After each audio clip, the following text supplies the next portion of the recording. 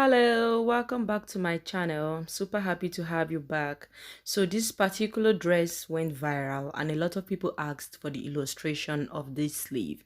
So instead of drawing or sketching it on paper, I decided to put up a video, to show you guys how I was able to achieve this sleeve. It's really simple, not so difficult. Kindly watch the video, very well explained video so that you can make this sleeve in your next design. Kindly subscribe to my channel and click on the notification bell to get notified when I post new videos. So let's get started, guys. The quantity of fabric that I'm using here is almost 2 yards. Your puffiness or the puffiness of your sleeve depends on the quantity of fabric you're using. So here I have here 60 inches and I place on fold here to give me 30 on each side. So what I'm measuring now is the length of the puffiness of the sleeve. That's the puffy part of the sleeve.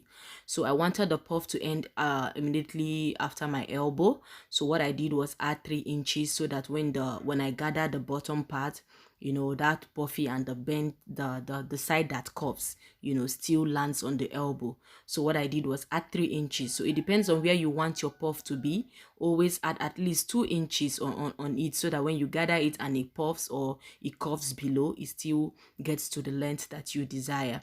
As you can see here, this is 30 inches, so I'm just trying to mark my armhole depth. What I did was to take out 5 inches from the width and also 5 inches from the length. Okay, this is just for my armhole measurement. It might look too big here. Remember that this is gathers. I'm still going to gather the fabric and also still shape or it still has its seam allowance on the side. Okay, so it doesn't really matter. I think 5 inches on the width and 5 inches on the length worked really well.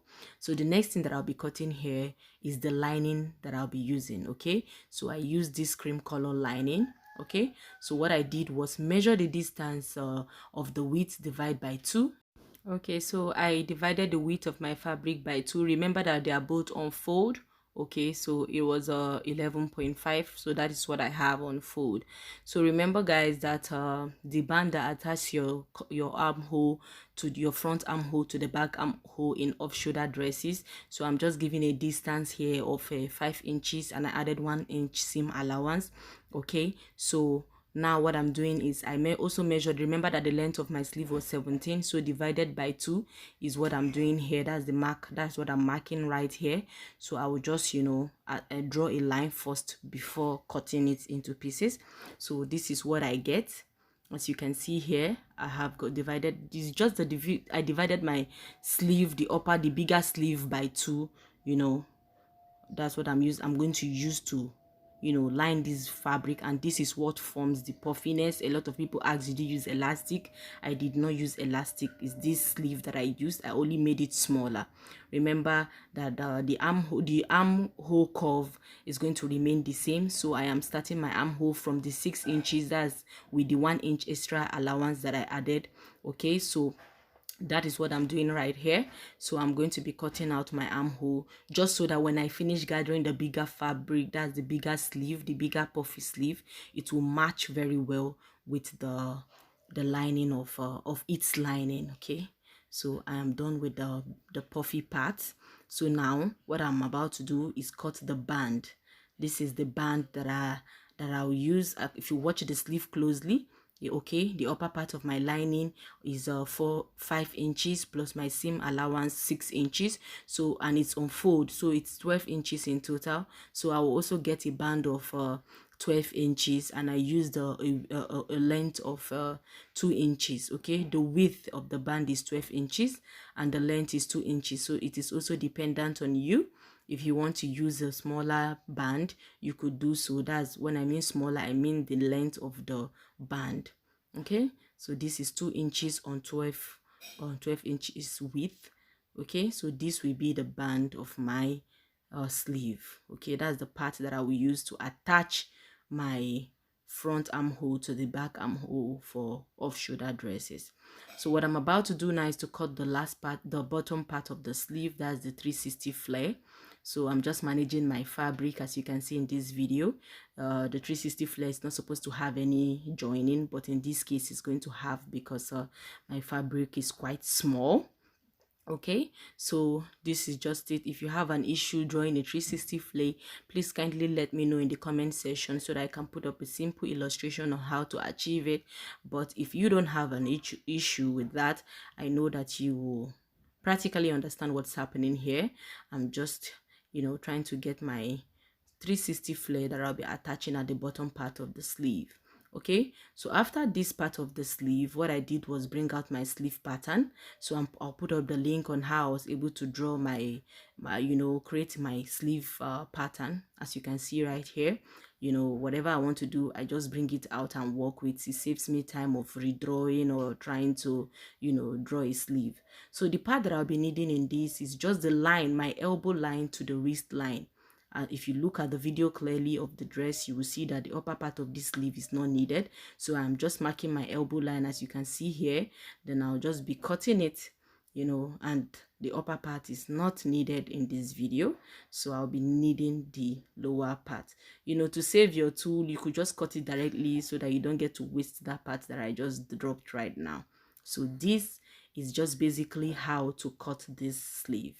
If you continue to watch this video, as I'm pleading with you to the end, you will see how I was able to sew the sleeve, and you also see the outcome of the sleeve. Guys, don't forget to subscribe if you haven't already. The button is right there, just click on it, please. Guys, thank you so much as you do so let's get started. Please don't get tired. We have very few minutes more to the end of this video. Every part of the video is very important, so it's good for you to watch to the end. So what I'm doing right now is just gathering the up and the bottom part of my sleeve. As you can see in this video, that's the puffy part. I did a gather stitch. A gather stitch is a very loose stitch that you could pull out the ropes to form gathers. Okay, so I'm just showing you here how I was able to stitch. So what I did next was form my gathers, like I'm doing right now. Okay, I just pull out just one of the rope and I'm forming my gather, as you can see. Okay, so this I'll gather the upper and the lower part. If you notice, where I'm gathering right now is the bottom part of the puffy part of the sleeve. Okay, so I'm done with that right now. I'm done with that. I also did the same thing for the up. Okay, so this is just how I was able to do my gathers up and down. So the next thing that I'll be doing right now is attaching my lining. Okay, so this was how I was able to attach it. I located the upper part just to make it equal. I already have my armhole curve, so that stands as a marker, would I say, just to be on the right side. And you also attach your sleeve. You're not turning it over, you're just sewing.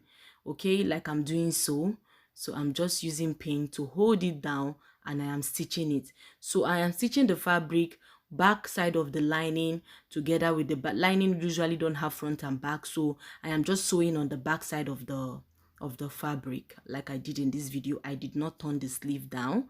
Okay, so I'm also going to right now stitch the bottom part of the gathers the same way that I did the upper part, back part to back part. I did not turn the lining in any way. I just pinned it together for easy sewing, and I stitched. As you can see in this video, I'm done pinning it. So what I'm about to do right now is just stitch the down part just the same way that I did the upper part. I didn't turn the lining. I didn't use the lining to turn it, so you will still see the rough parts all visible. Okay, we'll have to weave those rough parts that you can see. So I've definitely, because of the length, because you cut a lower part, the distance of your lining is not, that's the length of your lining is not the same with that of your sleeve. So you will definitely have those extra parts, that's extra length in your bigger sleeve. So what I did was split them together like I am doing in this video. So I just splitted them together, and I also did the same thing for the other side. Okay, so after that, I stitched it, just so that the pins do not fall off and I get confused in the process. I also stitched the other part and I took out the pins. I did the same thing also for the other side of the sleeve, as you can see. And after that, I brought out my 360 flare. Remember that I told you that my fabric was limited, so I had to stitch the two sides. If you have enough fabric, you wouldn't have to do this part that I'm about to do, because your flare will come out as a whole, but mine came out in form of in two semicircles, so I had to sew the two sides together like I'm doing in this video. Okay, so after that, it's now time to attach the tool or the net part of the sleeve. Okay, so I'm taking the elbow line. What I'm doing is taking the elbow line and stitching it to the bottom part of the gathers. Okay, as I'm doing here, as you can see, I just try to sew on that line. I attach the elbow line to the lower part of the gathers. Okay, so this is just what I'm trying to do. I'm attaching the elbow, the down part of the sleeve. So I am done attaching it. As you can see right here, this is how your sleeve will come out when you have reached this process. Okay, so the next part that I'm doing is attaching the band. I have already used interfacing on the band. It depends on you. Remember, this fabric is light. It's also advisable to use interfacing because it serves as a band too, just the way you use interfacing for your skirt band, trouser band. Use the same, okay, or hairstay, depends on what you call it. Just use it to hold your band and to make your band firm, like I did right here. So I've attached the band and I have also attached the bottom part of my sleeve. That's the two. So I've also weaved. As you can see, the finishing is now better than it was. Then I went ahead to hem the bottom part, that's the flare part of the sleeve. I hemmed it, so that's just what I'm doing. You want to use the lining if you decide, but since this is a tutorial, I just decided to hem. In the video that you saw earlier on, I used the lining to turn the flare. Okay, just so what I'm about to do now, is to sew the side allowance. Okay, to just sew the side of the sleeve, to your measurement. Okay, sew it to your measurement, your round sleeve. So I'm just about to sew my round sleeve right now. So I'm just pinning the armhole to keep it in place so that it doesn't distract me when I'm taking measurements. So that is just what I did, and I also try to push in all the puffiness.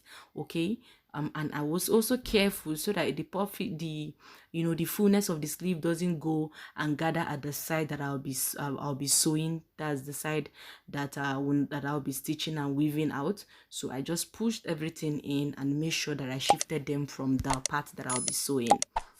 Okay, so this is just me marking my measurement and extending into the wrist part. That's the part where I'll be attaching my 360 flare.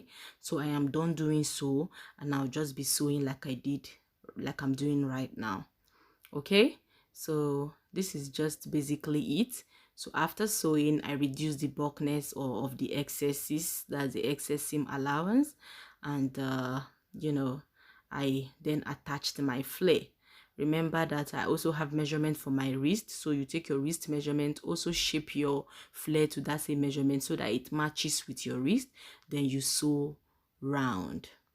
Okay guys, so this is basically how this sleeve is achieved. If you watch to the end, you see the outcome of this sleeve. This is just a tutorial. I use the lighter fabric, hence the way hence the reason why the puff is this way.